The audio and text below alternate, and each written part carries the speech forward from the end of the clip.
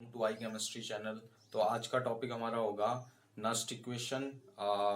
Equilibrium constant calculate करेंगे from Nernst equation से। ठीक है, तो चलिए शुरू करते हैं। तो टॉपिक है स्टूडेंट्स हमारा इक्विलिब्रियम कांस्टेंट। इक्विलिब्रियम कांस्टेंट, ठीक है, इक्विलिब्रियम कांस्टेंट कैलकुलेट करेंगे हम फ्रॉम नस्ट इक्वेशन। कौन सी इक्वेशन? Nernst equation. ठीक है, तो देखिए स्टूडेंट्स क्या होता है, नस्ट इक्वेशन से हम इक्विलिब्रियम कांस्टेंट कैलकुलेट करेंगे। तो अब क्या करता हूं मैं स्टूडेंट्स, आपका मैं डेनियल सेल लेता हूं। ठीक है, डेनियल सेल हमें पता है जिंक का ऑक्सीडेशन होता है और कॉपर का रिडक्शन होता है। अगर मैं डेनियल सेल को क्लोज कर देता हूं तो उसमें रिएक्शंस क्या होगी? रिएक्शंस फ्लो होगी। ठीक है, ओके। तो देखिए डेनियल सेल के लिए पहले वही इक्वेशन देखिए। फॉर डेनियल सेल के लिए क्या इक्वेशन थी? Zinc solid plus copper 2 plus aqueous. Is that clear student?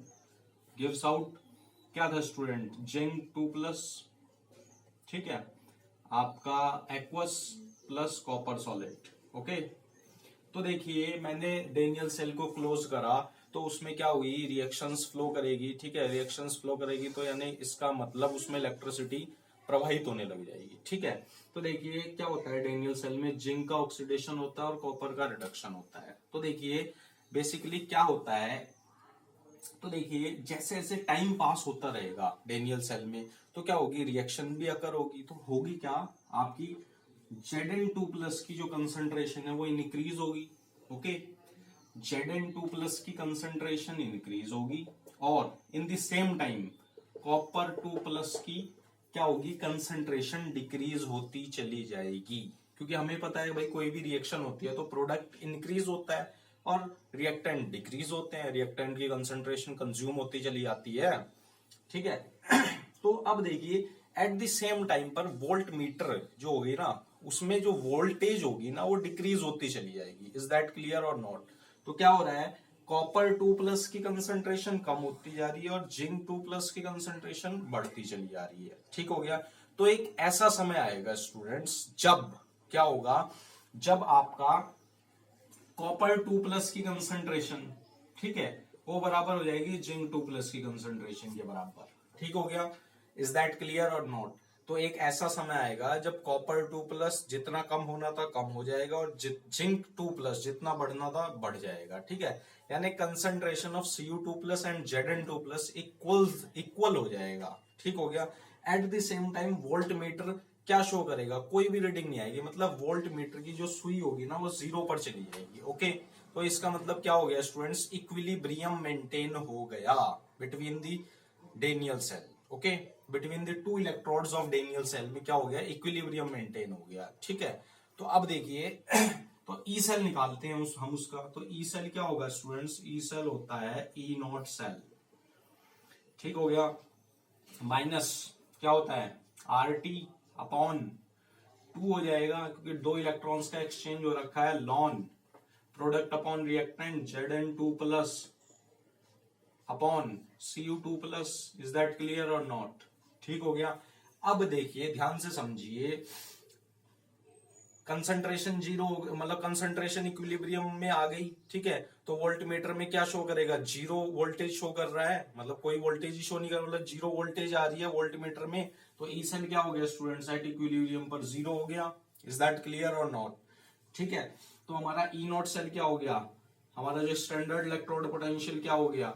ये इधर जाएगा are T upon 2f lawn Zn2 plus over Cu2 plus. Is that clear और नॉट? ठीक हो गया।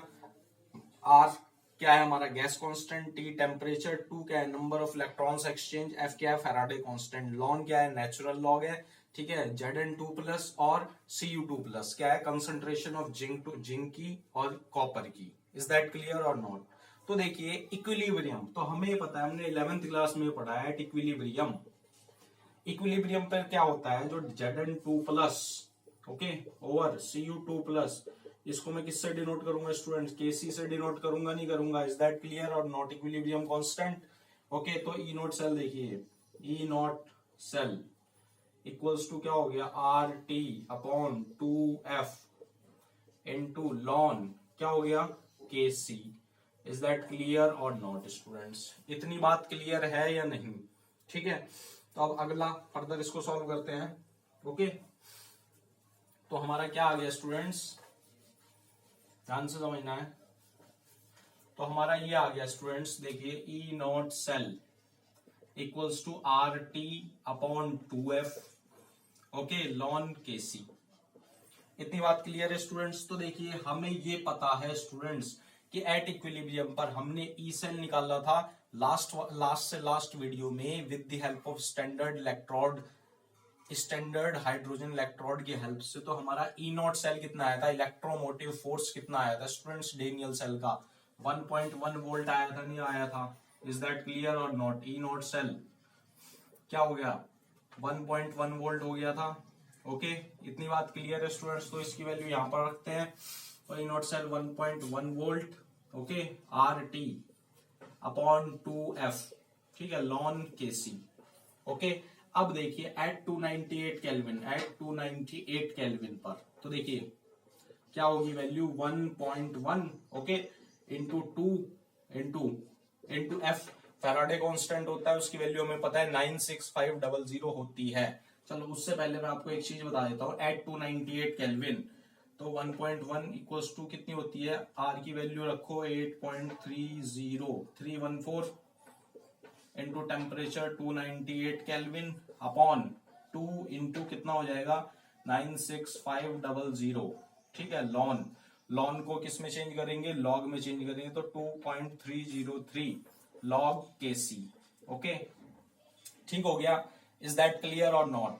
ओके, इन सब वैल्यू को इधर रखो, इसको इधर रखो, ठीक है। तो लॉग के सी की वैल्यू कितनी आएगी, लॉग के सी क्या हो जाएगा आपका 1.1 into 2 into 96500, okay, divide by 8.314 into 298 kelvin into 2.303, ठीक है।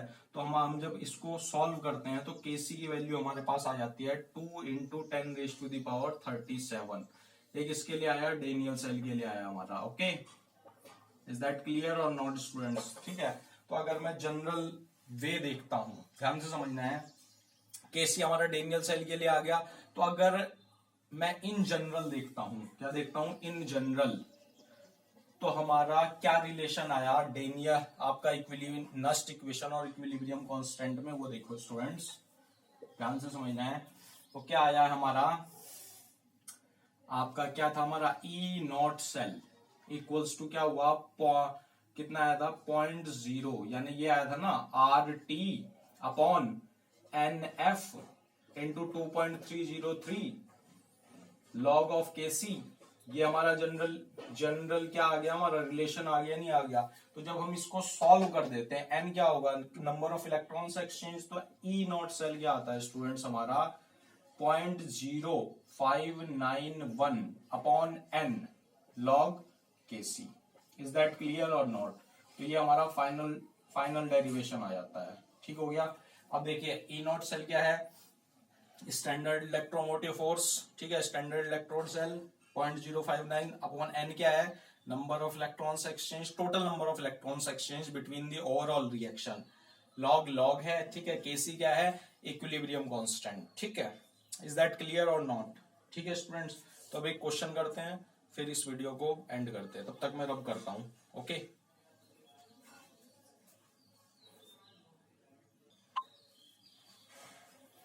ठीक है स्टूडेंट्स, तो अब देखिए मैं एक क्वेश्चन सॉल्व करा रहा हूं इसी के बेस पर। तो देखिए क्या है, calculate the equilibrium constant calculate करना है इस रिएक्शन का। ठीक है, तो कॉपर का ऑक्सीडेशन हुआ है और एजी का रिडक्शन हुआ है। ई नॉट सेल जो स्टैंडर्ड इलेक्ट्रोड पोटेंशियल है ना हमारा, वो दिया है 0.0646 वोल्ट। तो अब हमें सॉल्व करना है। ठीक है, तो हमें इक्वेशन पता होनी चाहिए स्टूडेंट्स। तो देखिए अगर कहीं टेम्परेचर मेंशन नहीं है, अगर नहीं है तो हम क्या कंसिडर करेंगे, एट रूम टेम्परेचर पर। क्या कंसिडर करेंगे, ये सारी रिएक्शन किस पर हो रही है, रूम टेम्परेचर पर। रूम टेम्परेचर क्या होता है 25 डिग्री सेल्सियस, मतलब 298 केल्विन। इज दैट क्लियर और नॉट? ठीक हो गया जी। तो आप देखिए ई नोट सेल क्या है हमारा, ई नोट सेल का है एट इक्विलिब्रियम पर क्या होता है -0.0591 अपॉन एन लॉग क्या होता है, copper upon log Kc, is that clear और नॉट? भाई प्रोडक्ट अपॉन रिएक्टेंट वही Kc है इक्विलिब्रियम पर, तो निकाल लो, रख दो वैल्यू 0.46, ठीक है, इक्वल्स टू, सॉरी माइनस नहीं आएगा, प्लस आएगा, ठीक है, क्योंकि प्लस उधर माइनस उधर जाके प्लस हो जाता है ना, तो ई नॉट सेल क्या होता है 0.0591 upon n log Kc, okay, तो रखो वैल्यू 0.0591 अपॉन n। अब देखिए n क्या है, नंबर ऑफ इलेक्ट्रॉन्स एक्सचेंज, वो ध्यान देना है, कॉपर से कॉपर 2 मतलब 2 इलेक्ट्रॉन एक्सचेंज हुए, Ag 2 एकम 2 2, इसमें भी 2 इलेक्ट्रॉन एक्सचेंज हुए, तो कितना हुआ इलेक्ट्रॉन्स का एक्सचेंज, कितना हुआ, 2 इलेक्ट्रॉन का एक्सचेंज हुआ, ठीक है। ओवरऑल रिएक्शन में इलेक्ट्रॉन्स का एक्सचेंज देखना होता है हर एक हाफ सेल में, ये एक हाफ सेल है, इसमें 2 इलेक्ट्रॉन का एक्सचेंज, इसमें 2 इलेक्ट्रॉन का एक्सचेंज, ठीक है। तो log Kc निकालना क्या है, log Kc तो निकालना है, रख दो वैल्यू 6 दूनी 12, 4 दूनी 8 और 1 9 upon 0.0591, okay, log Kc, is that clear और नॉट? तो ये एंटी लॉग हो जाएगा, Kc इक्वल्स टू क्या हो जाएगा, इसको जो सॉल्व करेंगे आप, ठीक है, इसको कैल्सी से सॉल्व किया जाएगा, ठीक है, एंटी लॉग हो जाएगा, एंटी लॉग, फिर जब इसकी वैल्यू हम निकाल लेंगे तो Kc की वैल्यू क्या आ जाएगी student, 3.92 into 10 raise to the power 18, ठीक हो गया, इज दैट क्लियर और नॉट? तो ये हमने इक्विलिब्रियम कांस्टेंट का न्यूमेरिकल करवा दिया, ओके, तो इसी के साथ वीडियो खत्म हो जाती है, ओके, थैंक यू।